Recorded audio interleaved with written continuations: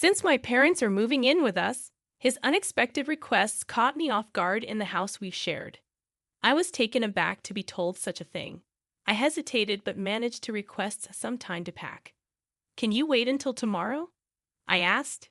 That was my response after some thought. Coldly, he replied, Fine, I'll stay in a nearby hotel until then. I don't want to see your face. I wondered where he planned to get the money for the hotel from our joint account, but I decided not to ask him right then and remained silent. If you leave any of your stuff, I'll throw it away, he said as he opened the door. I watched him leave and let out a deep sigh. I'm the one paying $1,800 a month for the house mortgage. Sometimes I wondered if he truly understood that. I pulled myself together and contacted our daughter Anna. Anna, I need to leave the house for a bit. Can I stay with you for a while? Sure. I'll come pick you up tomorrow. Thank you so much, I replied, feeling grateful for her words. I dialed another number. I felt like George had been looking down on me, so I decided to give him a lesson. In the end, George had a tough experience. My name is Sarah, I'm 51, and I spend my days working hard at work and at home. I live with my husband, George. One day, I met him through an acquaintance, and before I knew it, we were married. At 23, we were blessed with an angelic daughter, Anna. However, George hardly ever paid attention to Anna, and I was mostly the one taking care of her. Hey, play with Anna once in a while, I'd say. He carelessly responded. That's a woman's job, right? Yes, he had decided that housework was a woman's duty and wouldn't help. But Anna was such a good child, always helping me whenever I was tired. Dad, if you're relaxing, help out. Housework is your mother's duty. Without hesitation, Anna retorted, Then what's your duty? Mom works for both you and her. Even George couldn't resist helping a bit after hearing her genuine words. Now Anna has built a new life in a distant state, living happily with her husband's family. My parents passed away in an accident 5 years ago, and I had to let go of our beloved family home. George's parents live a bit far away, and we only see them at occasional family gatherings. They don't interfere with our lives and live peacefully. The relationship between George and me was, to put it mildly, complicated. Simply put, he's living day to day like a part-timer. How's your current job? I'd ask. I quit again, he'd say. His nature is to quit at the slightest obstacle. Whenever there's a problem, he runs away quickly. At best, he stays at his job for 3 months. At worst, he quits on the first day. Because of this pattern, there aren't many companies willing to employ him long-term.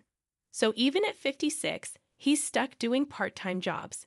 We often fight over this. Don't you want to take things more seriously? I'd ask.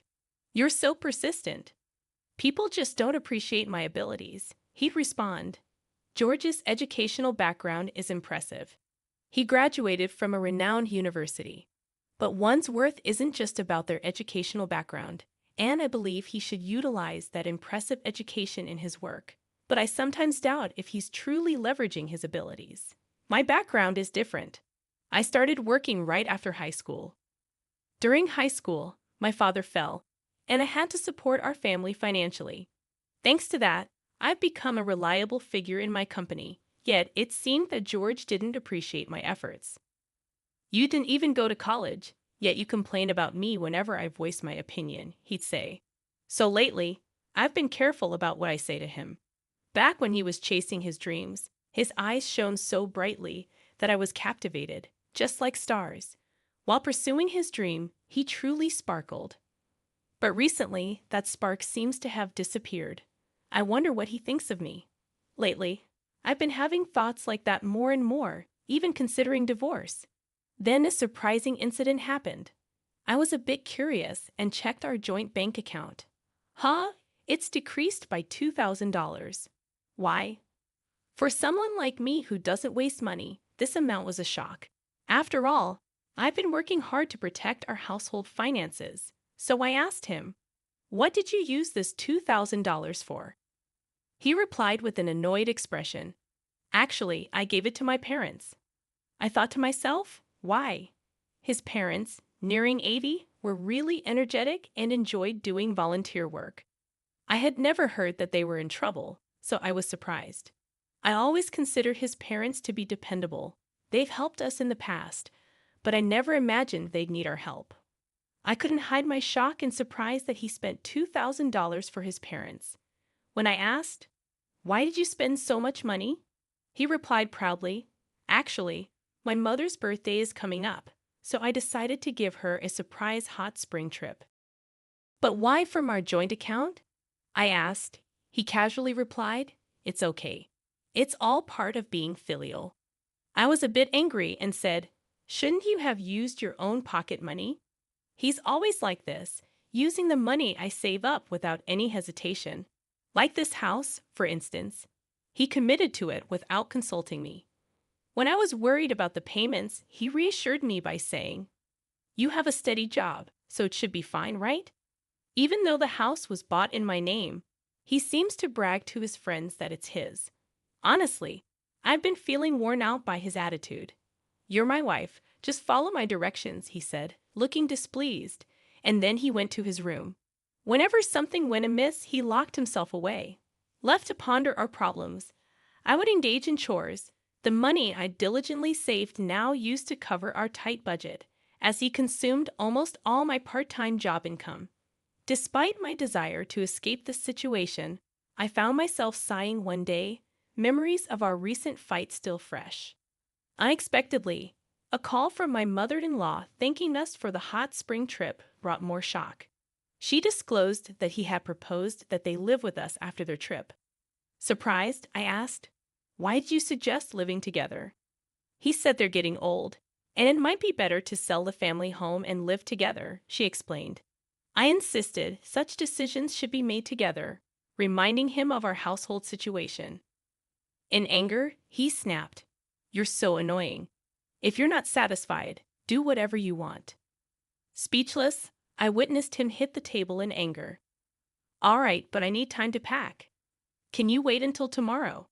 I managed to reply. "It's okay. I wanted some space anyway. I'll stay at a hotel for the next couple of days," he replied hastily, concerned about where he would get the money for the hotel. I feared it would be from our joint account. As he left in a hurry, threatening to throw out any of my belongings left behind, I felt drained. "Don't you know that I'm paying a monthly mortgage of $1,800? I muttered to myself. Deciding to seek refuge, I contacted my daughter, Anna, who lives in another state.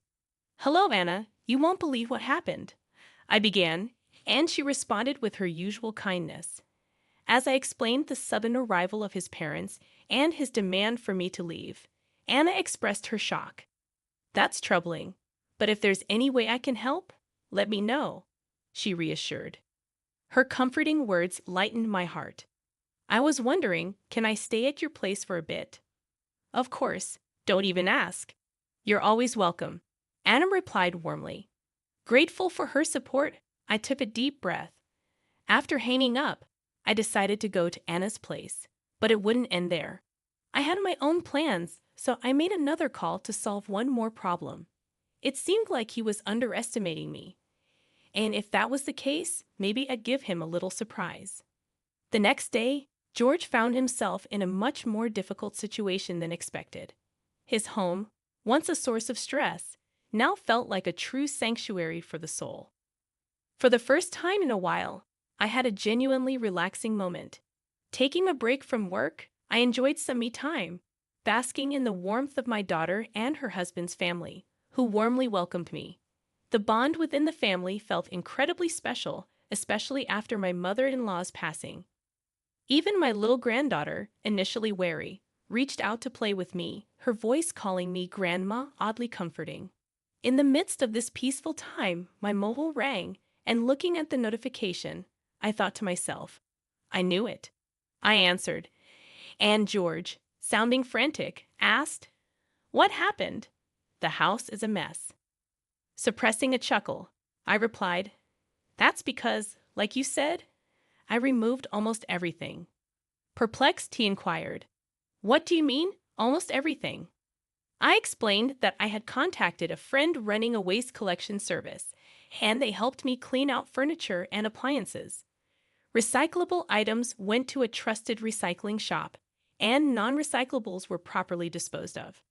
Reminding him that I chose and bought most of the stuff in our house, I playfully teased, "Do you recall anything you bought with your own money?" Taking time to think, George replied, "You may be right." But the situation seemed a bit extreme to him. At that moment, Anna approached me, taking my phone with a smile, saying, "Mom, let me borrow this for a bit." Switching on the speaker, she addressed George. "Dad, it's Anna. It's been a while." Her cheery confirmation puzzled George, and with a serious expression, Anna asked, "Dad, why has it come to this? Mom has always been the backbone of our home and supported us. What about you?" Her words weighed heavy, and tension filled the room. Curious about George's response, I decided to be straightforward. "Enough. Tell Sarah I'm seriously considering a divorce." "Are you serious? What do you plan to do, Mom, if it comes to that?" George's voice carried sheer astonishment. My unexpected response seemed to catch him off guard. He appeared a bit too self-centered. "I'm open to a divorce, really," I reiterated, responding to his apparent disbelief. Recalling our marital life, I remembered how I took care of our finances while he spent freely. Money-related arguments were not uncommon. "It's okay. I get it. Just make sure to transfer the house's name," he said. "Sure, the house is yours now." "All right then. I'll prepare the necessary documents." "Thanks." After ending the call, Anna returned my phone. Concern showed on her face, but her smile was kind and understanding. "Mom, are you sure about the house? You bought everything with your salary, right?" "Well, there's nothing to worry about." Actually, when I told Anna the truth about the house, she burst out laughing. I explained, "Indeed, I acquired that house with my money, but there's still a mountain of unpaid mortgages. The amount of those mortgages is many times George's monthly salary. I can't imagine him paying that every month." "I see. You're really amazing, aren't you, Mom?" Anna praised. "I've been working behind the scenes a bit too, so Dad will probably get into a fix soon." "What do you mean?" I asked. "Actually, I've become very close with Grandpa and Grandma, so I get a lot of information." Anna winked playfully, flashing a mischievous grin. Unlike me, she highly valued her relationship with her grandparents and frequently kept in touch. After Anna reached out to her grandmother, things quickly escalated.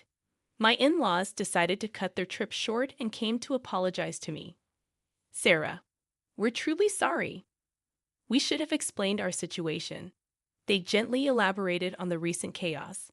The decision about selling their family home was true, but the reason behind it was because they were planning to move into a senior facility. They were currently waiting for a room to open up in the retirement home, and for the brief interim, they needed a place to stay, which happened to be our house. Upon hearing their wishes, George suggested they all live together with him. Although my in-laws were worried about causing me inconveniences, George told them Sarah fully agrees. In fact, she suggested it. Thus, they seemed convinced to move in. However, I never agreed to any such thing. My relationship with my in-laws was quite ordinary. I would never make such a bold proposal. So, it was all Dad's cunning idea, Anne remarked, looking exasperated. My in-laws, resembling parents apologizing for their child's mischief, seemed deeply remorseful. Afterward, they were furious at George. Their eyes brimmed with the question, "Why would you do such a thing?" They concluded by seemingly cutting ties with their son, distancing themselves from him. Later, they deeply apologized to me and left in a somber mood. Honestly, I think my in-laws are decent people. They seemed financially stable, having aided in George's expensive university fees. "Hey, do you think Grandma and Grandpa's parenting style is a bit too liberal?" Anna asked me curiously. "Why do you think that way?" I responded. "Well, they could see Dad not working, but they didn't say anything. Plus, he seems to have inherited their personality." True, George always appeared quite indifferent towards me. My in-laws seemed absorbed in their volunteer work and hobbies, drawing a line between them and our family. However, maybe that's not unusual. I was always worried about you, Anna, and occasionally called you. Perhaps my in-laws' leniency influenced George's selfish behavior, but George is an adult. He shouldn't let little things upset him and should act responsibly. It had only been a month since our divorce when my phone rang again. I noticed George's name, someone I considered part of my past, with a slight frown. I answered, "What now?" "We have nothing left between us." "Listen, it's about the house mortgage." Panic and confusion filled his voice. Apparently, he had received the next mortgage statement. I had diligently paid $1,800 every month, but he might have been unaware of the amount. "It says $1,800 a month. Unbelievable." "Yes, I've been paying it properly. You graduated from a good school, right? You can manage that, can't you?" I could understand his shock. George's income was just over $1,200 a month, and given his spending habits, he barely saved anything. Although most items in the house were gone, he managed with things he received from his parents. However, he wasn't good at housekeeping and ended up spending money on eating out and laundromats. For him, a mortgage surpassing his income would be tough. Are you surprised that I, a high school graduate, can pay $1,800? Well, kind of. You see, even as a high school graduate, I worked hard steadily, getting promotions. I realized the importance of perseverance. That's impressive, but it might be tough for me. It was your choice to be in this situation. Stop blaming others and take responsibility. When we divorced, we had clearly discussed the mortgage and other details. It was a given that George would pay for it if he continued to live in that house. By the way, his parents seemed to have moved to a senior facility. When George reached out for help, they firmly told him, "You're an adult. Take care of your own affairs." "Sarah, won't you reconsider? Let's start anew." "Wait, you're kidding, right? We can't be together anymore." "Then how am I supposed to pay off the mortgage?" "That's for you to figure out. When we were together, I paid for it, didn't I?" Hearing his frustrated voice, I thought to myself, do your best. His future decisions and actions were up to him. I changed my settings so that I wouldn't receive any more calls from him. I had just started on a new path, so being pulled back into the past was truly bothersome. "Hey, did you get any call from Dad?" Actually, yes. Despite never truly apologizing, he asked if we could get back together. I could see through his words, though. It's all about money. Oh, maybe that's why he contacted me too. After I rejected his proposal, it seemed he had been contacting Anna numerous times. Despite always being weak in front of Anna, him persistently trying to contact her might mean he was genuinely struggling. I told him that this is the result of his actions. Exactly. Also, now that you finally have the peace you deserve, Mom, I told him sternly not to cause any more trouble. "Thank you so much, Anna. I'm so happy to see my daughter grow into such a considerate and wonderful woman. I felt proud of her." "Hey, Mom, I've been wondering, do you know what Dad was spending his money on?" "Why do you ask? Didn't he frequently spend money on gambling?" At that, I couldn't help but chuckle. George's income wasn't that great, to be honest. Now that I think about it, maybe he was sometimes grumpy because he lost money due to gambling. That's true. On the days he actually won, he would sometimes buy special treats. His personality was perhaps a bit simple, but I wonder why I even married him. I chuckled at the naivety of my past self. When my friend introduced me to him, he seemed to sparkle. But Anna is smart. She learned from my experiences and chose someone opposite of George, someone truly kind. Anna's husband is family-oriented, spends weekends with her and their daughter actively, and has a high position at his job, ensuring a stable life.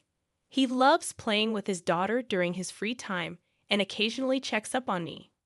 You really chose a good man. Do you think so, Mom? Thank you. As she spoke with a beaming smile, she looked genuinely happy. From now on, it's time for you to enjoy your life more. I'm getting older, though. I'm not sure where to start. Age is just a number, Mom. You can still find a lot of happiness ahead of you. Hearing Anna's words warmed my heart. I suddenly hoped for someone understanding, like Anna's father-in-law, to be my next partner in life. Just then, I heard my granddaughter calling out to play. "Grandma, come play with me." "Oh, have you been waiting to play with me? Let's play together." Surrounded by Anna's joyful family, I too was smiling. I'm glad that Anna is blessed with such a wonderful family. Changing the topic, Anna said, "It seems George faced financial difficulties and had to sell a house. He used the money to pay off some debts, but moved to a cramped apartment. He struggled to find a stable job, and his debts only grew. Eventually, he couldn't even pay rent and ended up living on the streets. One day, I heard shocking news that he was taken away by a shady group.